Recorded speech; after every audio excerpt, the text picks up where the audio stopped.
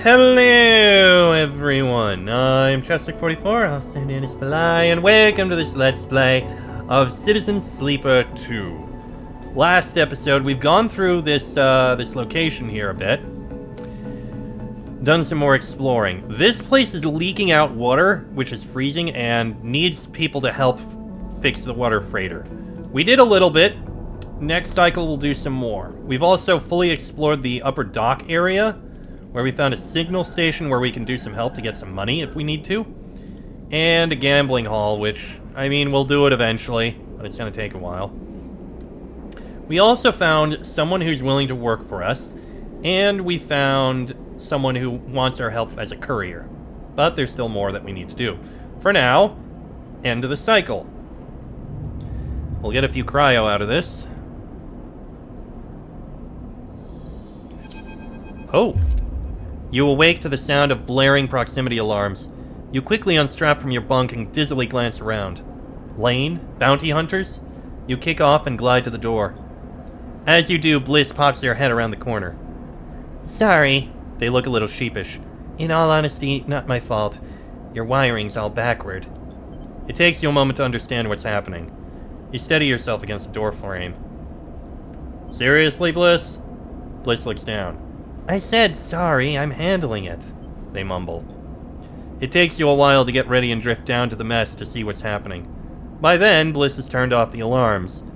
You find them unspooling wires from a hatch you'd never previously noticed in the mess's ceiling. Sorry again, Sleeper. Their voice comes through the ceiling panels, muffled and dull. You settle at a stool, neatly tucking your legs behind the crossbar. How are the repairs coming? Bliss spins deftly, hooking their legs into the open ceiling so that from your perspective they are hanging upside down. Almost done, if you can believe it. Their messy hair floats around their head. A couple of cycles worth of diagnostics and I'll be happy enough to release her back to you. A yawning Seraphim drifts in. He looks between the two of you, amused. What are you both doing up so early? You and Bliss exchange amused looks. What? You didn't hear the alarm? He shrugs. Heavy sleeper. He drifts over to the mess's cupboards to hunt for some breakfast. Heavy sleeper, are you calling me fat? You turn back to Bliss, but they have disappeared back into the ceiling panels. Before long, the mess is filled with the shrill screech of a power tool. Seraphim looks totally unaffected and hooks himself onto a stool, lazily sucking at a ration pouch while he taps away at his slate. The screech finally stops. After a while, you kick off from your stool. Time to head out. Bliss rushes after you, stopping you in the passageway before you can leave. I have something I want to show you. Oh? Bliss leads you off the main corridor into a corner of the ship you don't remember visiting before. You come into a room with a low sloped ceilings, a single round window illuminating some neat tool storage and a workbench sent into the wall. Look, I'm no specialist, but I'm a quick learner and good at repairs. And I think you have need of me. They glance at you, at a tear in the thick vinyl skin of your arm. Can I take a look? Okay. They smile and lead you towards the workbench. They turn your arm, looking at the tear from all angles. They reach over to the workbench and take a small sealant gun from the rack. You look at the setup. It's basic, but it looks clean and well organized. They gently close the tear with sealant, pressing the edges together so it closes up neatly. After they are done, they release your arm and you can barely see the scar. Bliss admires their work. See? They smile. I know it's more serious than a tear. Bliss folds their arms, but I can handle it. They turn and search through a set of metal drawers for a moment. Here. They produce a couple of carefully machined, pristine components. We're saving these for an important job. Guess I just found that. Bliss pushes the components into your hands. Take them. When you are ready, come up here and we'll fix you up. These are a rare find, though. In future, we might have to make do with something lower quality. You can find scrap components at most scrapper ships, like that one that's hanging around the underhang. The better the components, the easier they'll integrate with your system. Bliss leans on the workbench. I'll do my best to keep you running. Why help me? You are a guest in my bay, and I can't have my guest bodies collapsing, now can I? Plus, I think it benefits me if you think of me as indispensable. I should get back to fixing the ship. They leave you in the workshop among the simple tools, considering the particular qualities of your new friend. Oh! Dice repair is now available. Visit the rig workshop above. You can repair your dice at the rig workshop. You can only repair dice which are fully broken. Repairs require either scrap components or rare components. The better components you use, the less glitches you will suffer. You cannot repair dice during a contract. So, the workshop is empty and dark. Bliss can only repair fully broken parts and not while on a contract. Only fully broken parts. So if it's damaged, I can't do anything to repair it. But it's something I'll need to remember. Improvised dice repair. Okay. So I don't really have any good rolls here, but this should help a lot with getting all this done. So I'm fine with using this to save Springtide. I might even finish. If this is a positive, that's gonna work out. It is not. I will use a 3. Oh, that's not good. Okay, fine. The Springtide seems stable now, even if a huge amount of water has been lost in the process. You watch from the docking bay's viewing window as the crumpled vast hull of the Springtide is finally welded shut by a score of bright torches flickering against its side. Everywhere I look, I see a crisis. The voice comes from beside you, and you turn to see a man floating there watching the repair work. You don't recognize him. I saw you out there, helping the crew. He turns to you with a serious look. The far spindle needs that water. You are in throng. He pauses, watching you carefully. I haven't seen you on this spindle before. What, if I may ask, is your business here? I'm running a crew. I see. Springtide is my ship. His face remains impassive. At least, I am her captain. I do not own her. The Lotic Syndicate, my employer, was the one to put her into service. Why didn't you say earlier? He arches his eyebrow again. I prefer to meet people as Malik first and as a captain second. You will have my thanks for assisting with the repairs. We were caught by some autonomous Conway munitions. He looks out at his ship. The wells being run is getting more dangerous every cycle. And after Hexport, I do not expect things to improve. You both go quiet for a moment, the loss of the station still inspiring silence in anyone who mentions it. Tell me, as a sleeper, do you feel you have advantages over others, or does your particular condition provide only weaknesses? Huh. Honestly, I would say both. But unfortunately, I don't have the option to say that.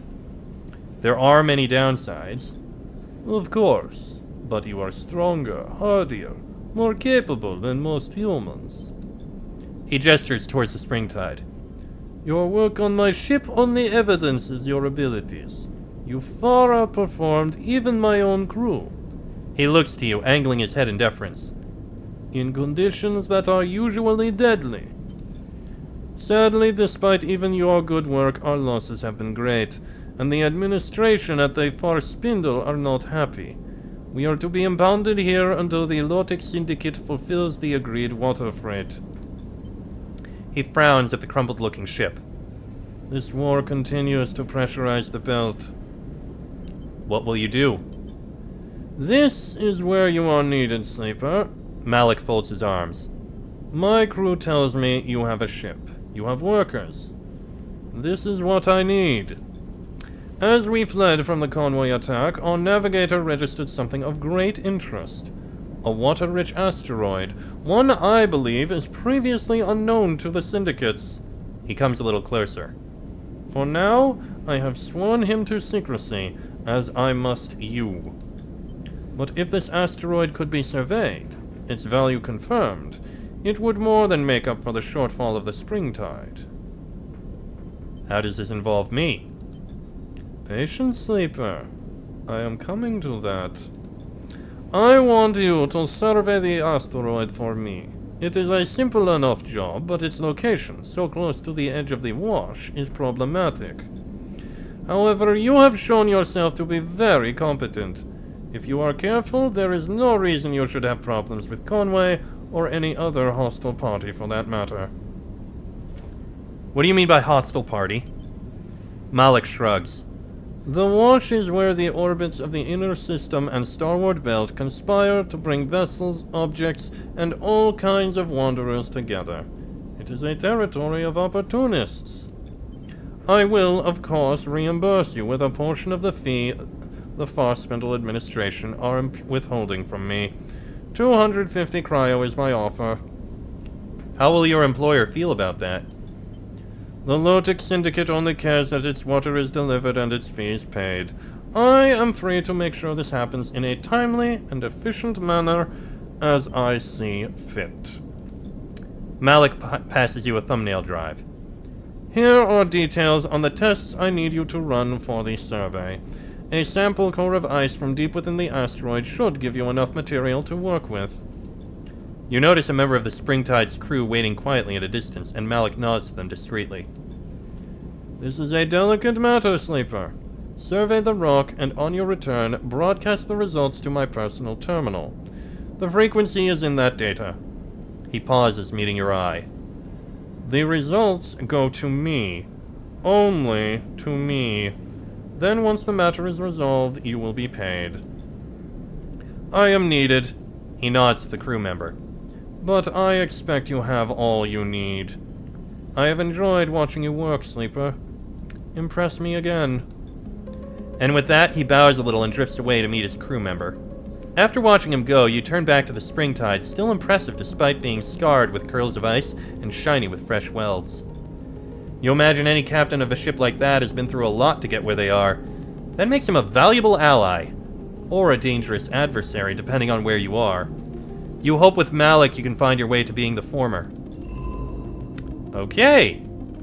That's a contract we can do. While I do want to save up, I feel like getting the bonuses out for all of these are really good. I think no dice damage on push reroll would be a good idea. I'll take that one. And now I'm going to save up and try to improve all of these to 1. Maybe I'll improve interface to 2. That said, I'm about done with all that, so I think I can do another rest.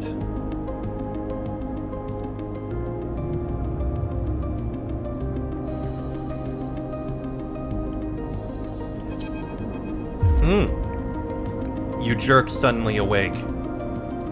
A fragment is lodged in your mind, a shard of sound, of signal, a tone. It resonates like tinnitus, obviously internal, inescapable. You look down to see your hands blurred, your fingers dancing as if they were typing. Settle them. Your fingers flap like caught birds. Take control. It takes all your focus to settle them. You force yourself back into them, a sensation like squeezing on a tight pair of gloves. You flex your hands a little to feel them, test them. What was that? You take a deep breath to calm yourself, but as you do, you are reminded that you don't need to breathe. It is a claustrophobic sensation that you cannot shake. You get up, push off the wall, pull on your clothes. Anything to escape the dreams that hover there at the back of your mind. Seraphin drifts in casually, heading to his bunk to grab something. You can't shake the strange sensation that he's just drifted into your mind. He shoots you a glance. I said, are you okay? He gives you a concerned look. You look terrible. Not really. You mumble a response. You need to talk to me, Sleeper. Seraphin gives you a look. I knew something happened back when we were leaving Hexport. The explosion? Not the explosion. I saw it, Sleeper. Saw something change in your eyes. He pauses, looking for the right way to explain. They were cold. Fixed. I've never seen that before. Back when we first met, I knew at once you were human. I knew because of your eyes. I never met a Sleeper before, but I knew immediately that you were no machine. It was obvious. But then on the rig, couldn't see that anymore. I don't know what happened. What did it feel like? He gives you a curious look. Definitely try to identify it. You close your eyes and recall the moment. You remember Lane's voice, the rig hot and close, the numbness, and then you see it glittering in the non-space of your mind, thin and bright like spider silk. A thread. Sleeper? Seraphine's voice interrupts your thoughts. You open your eyes to his irritated face. Are you even listening? We need to get you checked up. We need to know what's happening. Seraphine gives you a stubborn stare. This isn't just about you. But where? I've been asking around. Seraphine's face is set with determination now. There's another station near this one, Flotsam. It's a mess, an accumulation of wrecks and docked ships, but it also houses some of the best artificers in the Wash. We should go there as soon as the rig is ready. I'll think about it.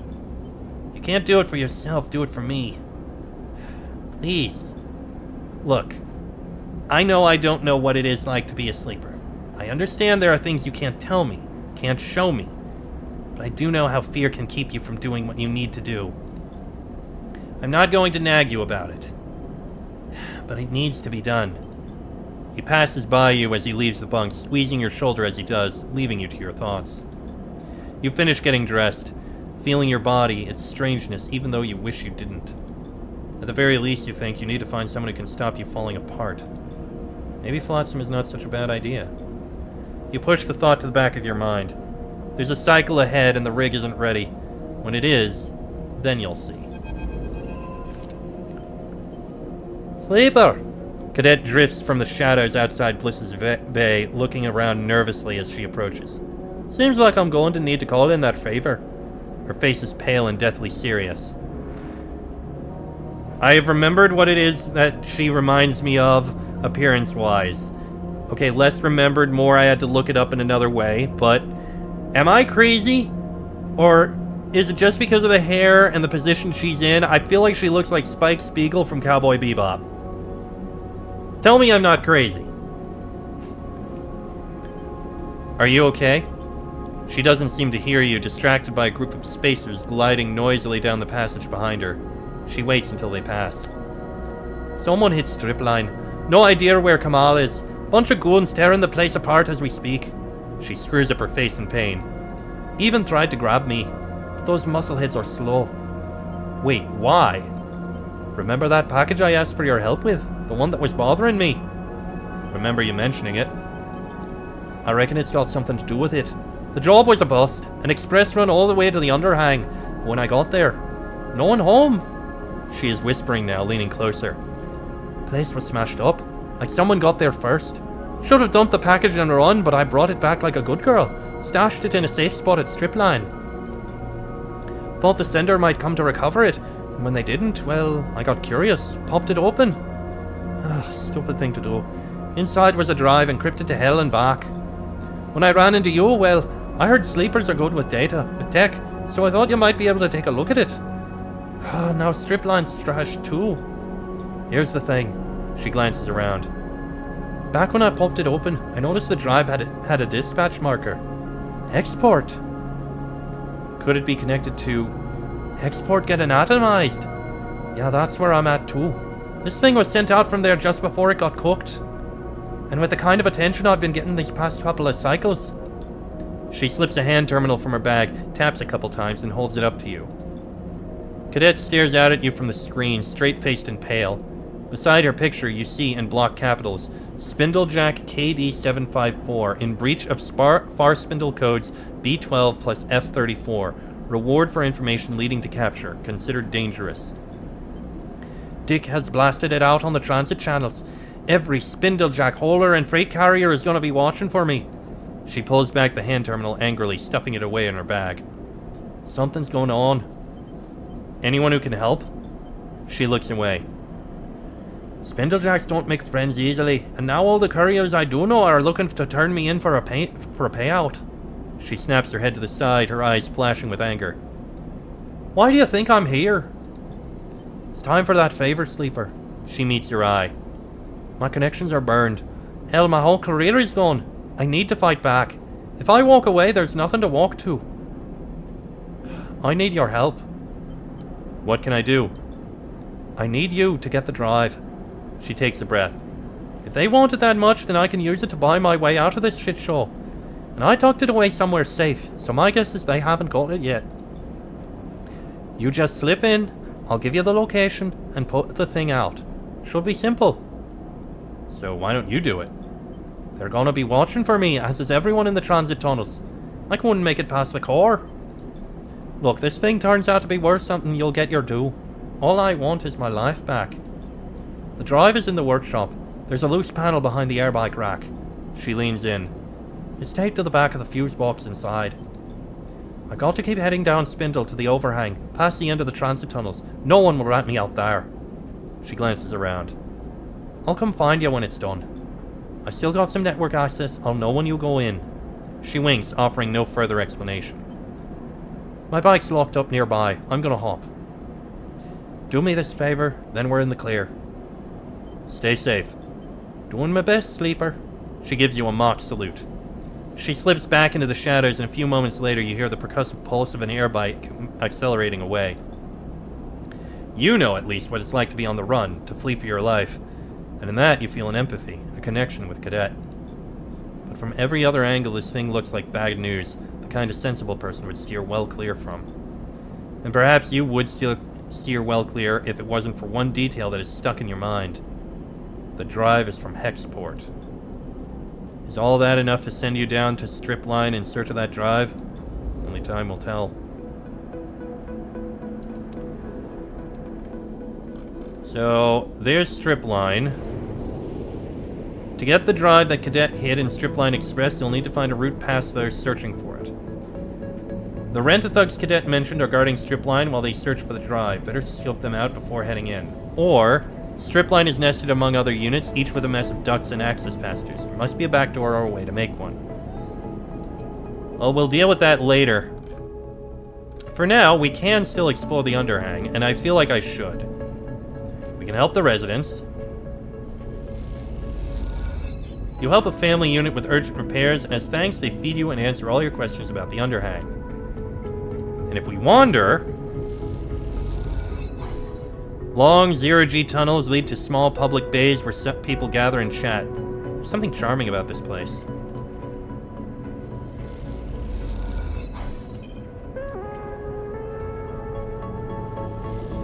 I just want to get these all explored.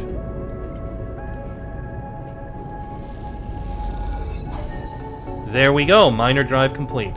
You've gotten to know the community that have settled in the underhang in their humble neighborhood. So let's see, we got a scrapper ship. The scrappers know their business, but they often have sorting and processing work for those who can spot corroded trash from valuable scrap.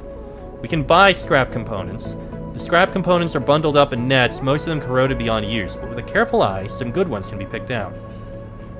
And the scrappers will process your scrap in bulk, pay you for the efforts, and return you the processed plates. It's not a bad deal. Okay, so that's a good option there. We've got Spindle's Edge. Most of the FAR Spindle workers don't like going out to seal up the new units, so they leave that tiring and dangerous work for outsiders. Well, we're not going to be doing that. And we've got... what is this location? Nemba's Kitchen. Nemba's too busy to spend much time with everyone in the kitchen, but he does notice those that do good work. Nemba's Kitchen serves those that can't work in the underhang, but able-bodied visitors like you have to work a kitchen shift to get to eat. Okay. So that's another option. I can make some money from that, which would be good. For now, there's nothing else I can do at the moment. So let's go ahead and rest. Ooh, I should have had him get some more fuel.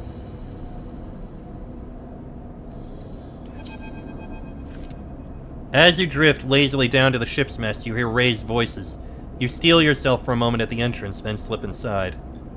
Seraphin sits hooked into his usual stool, his slate glowing beside him. He's shaking his head as you enter. Bliss, meanwhile, is floating freely and gesticulating sharply as they explain something important. I don't see why not, Bliss chops at the air. It's not like you have an alternative. We can get the cryo. It'll take time, but we can get it. That was the deal.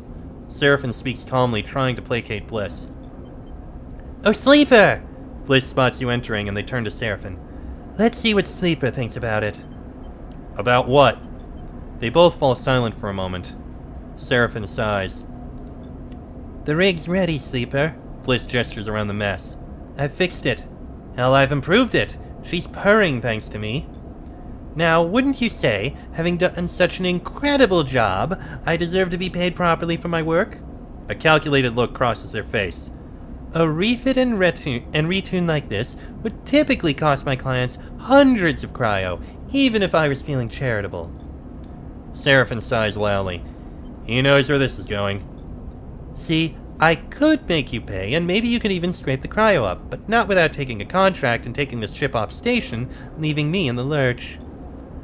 "We wouldn't do that," Seraphin starts, but Bliss holds up a hand to shush him. "So, I have a proposition, one that clears the debt completely. I will turn around the open sign on this little bay of mine and join up with you. You keep me in work, give me my split, and give me transit to wherever you are headed. I'll even keep this rig of yours working for free. What could be better than that? Us paying and being on our way with no hangers-on." Seraphin folds his arms and looks at you. "Tell them, Sleeper." "Actually, we could use their help." Bliss grins at Seraphin. "See, Sleeper gets it. You can use my help.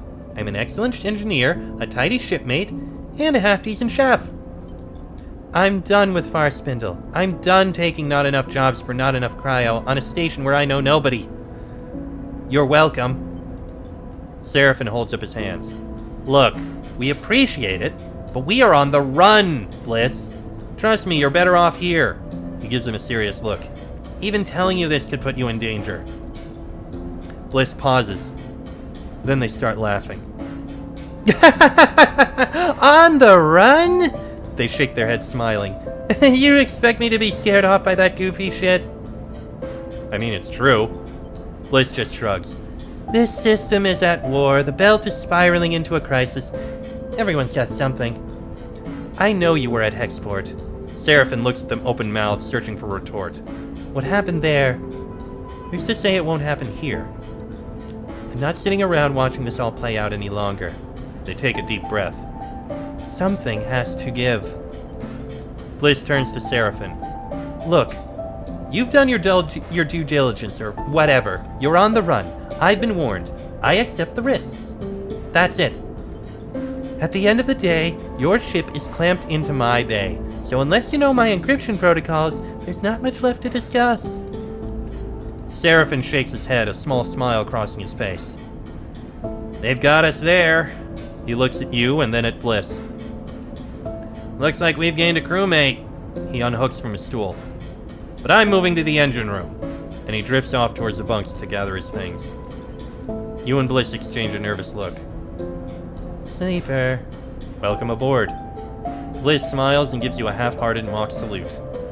You leave Bliss in the galley and head for the cockpit. The rig is ready to fly again, but the question is, where to take her next? Seraphin mentioned Flotsam, a short starward journey from here, as a busy station where you might find an artificer to help diagnose your glitches and errors. Sunward, meanwhile, is the Hellion Gate, an abandoned and uninhabited megastructure left over from the Solheim days. Maybe good for salvage, but not an easy place to survive. And beyond that, well, as they say, the belt is wide, and at least now you have a functioning ship. New ship crew available. You'll have unlocked the belt map. Go to the belt and press the belt button to travel to other hubs and discover new parts of the starward belt. Oh. There's the hidden wreck, and there's the ice-rich asteroid. Ooh, but... Ah! So there is a lot to this place. So let's see. Oh, I see. So we've got Wellspring there, Vast Water Extraction Facility, can't get there. Flotsam over there. Holmes Rock we can't get to due to the debris field. We've got the Hellion Gate there. Scatter Yards, Cluster Shipyards. Dark Side. Okay, we're not going to want to go there. Irradiated zone, impassable hazard. Greenbelt, seeded asteroid, and the Hollow, a debris field settlement. So this is what the belt looks like. Okay, very interesting. So we could go to Flotsam, and then Holmes Rock, and then to Wellspring, or we can go to Hellion Gate, and from there, down to the Greenbelt, but we wouldn't be able to get any further because Dark Side is in the way, and we can't get to the Scatter Yards of the Hollow. However, we do have 2 contracts here. Malik and the Springtide are being held on the far spindle until they can fulfill the Water Order. This asteroid might be the key to calming the administrators. And Eugen has the location of a lost wreck that, he says, holds some priceless salvage. Is this a wild goose chase or a golden opportunity? Only one way to find out. I think it would be good to do one of these, especially because he says he'd be willing to join our crew permanently. I would like that. Now, the extra cryo, I think I can pass on for now. So what I think I'm going to do, next episode, I'm going to use up these dice in order to, you know, get some money and the like. And refill up on fuel 100%. That I think will be good. But that'll be in the next episode. So until then, I am Chester44, our same name is Fly. This has been a Let's Play of Citizen Sleeper 2, and I shall see you all next time.